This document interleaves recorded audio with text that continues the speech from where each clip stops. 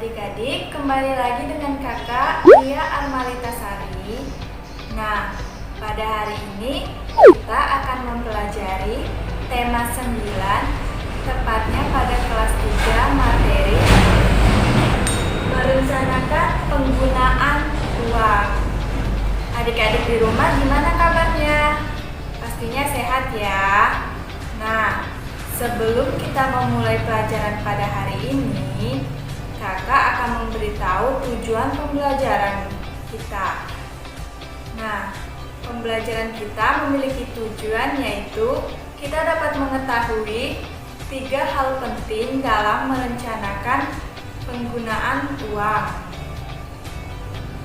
Sebelum masuk ke materi, kakak ingin bertanya, kalian pasti pernah disuruh dengan ibu kalian ke warung untuk membeli sesuatu.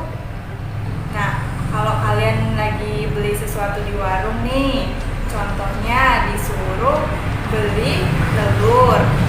Kalian disuruh beli telur 3. Nah, harganya itu 10.000. Ternyata kalian membawa uangnya 8.000. Pastinya kurang kan? Nah, karena kekurangan itu kalian pun harus mengutang 2.000 lagi. Nah, sebenarnya kita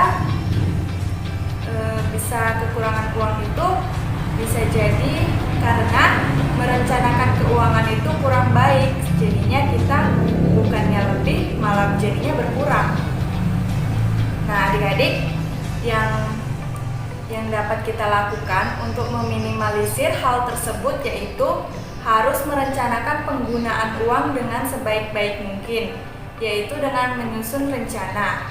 Nah, untuk dapat menyusun rencana dengan baik, itu ada 3 hal penting. Kita langsung masuk ke materinya ya.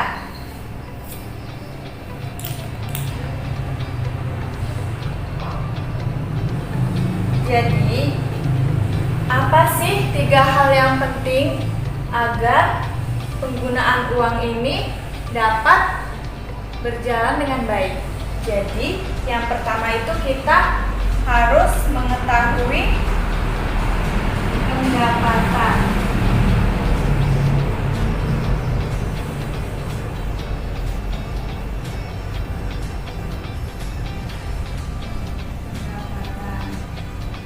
Apa sih pengertian dari pendapatan ini? Ada yang tahu nggak?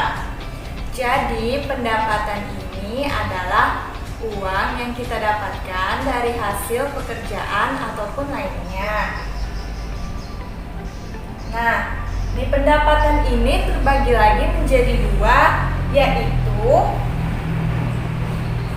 ada pendapatan rutin dan pendapatan tidak rutin.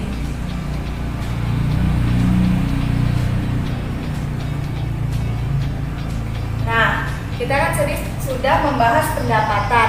Lalu di pendapatan ini dibagi 2 lagi, menjadi pendapatan rutin dan pendapatan tidak rutin.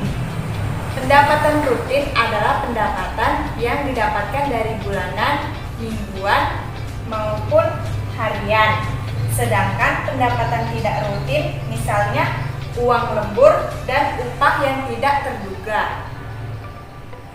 Yang kedua, hal yang penting untuk melakukan rencana penggunaan keuangan yaitu ada pengeluaran.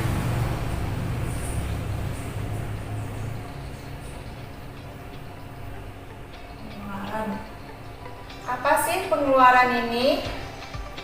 Pengeluaran ini adalah jumlah uang yang kita keluarkan untuk membeli sesuatu atau membeli kebutuhan. Adik-adik, pengeluaran ini terbagi lagi ya menjadi 3. Yang pertama ada pengeluaran untuk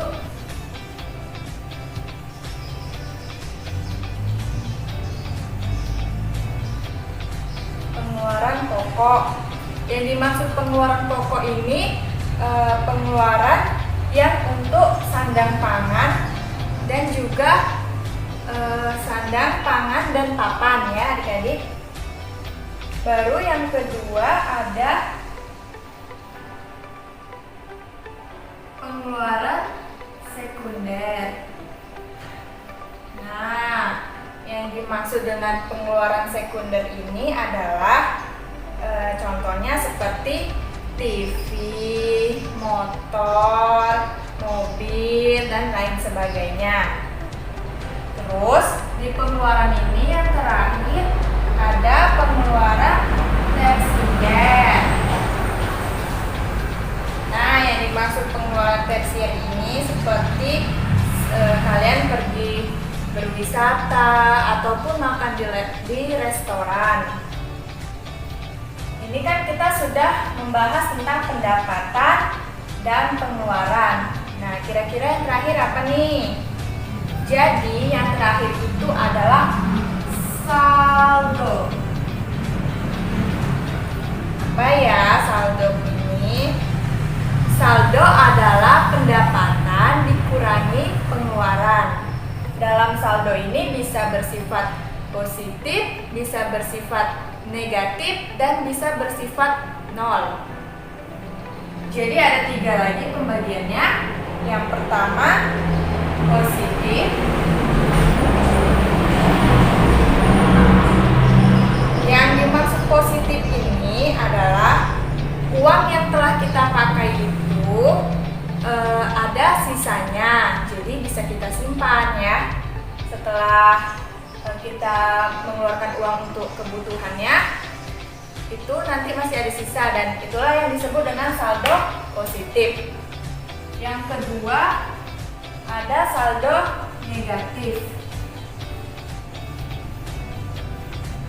Nah, kebalikan dari yang positif ini. Jadi uang yang kita keluarkan itu malah kurang. Jadi kita harus menambah pengeluaran jadinya ya. Jadi bukannya ada sisa, kita malah harus menambah ataupun berhutang lagi. Yang ketiga ada saldo nol. Apa sih yang dimaksud dengan saldo nol ini? Jadi saldo nol ini adalah antara uang kita dengan pengeluaran itu sama. Jadi tidak ada hutang dan tidak ada kelebihan.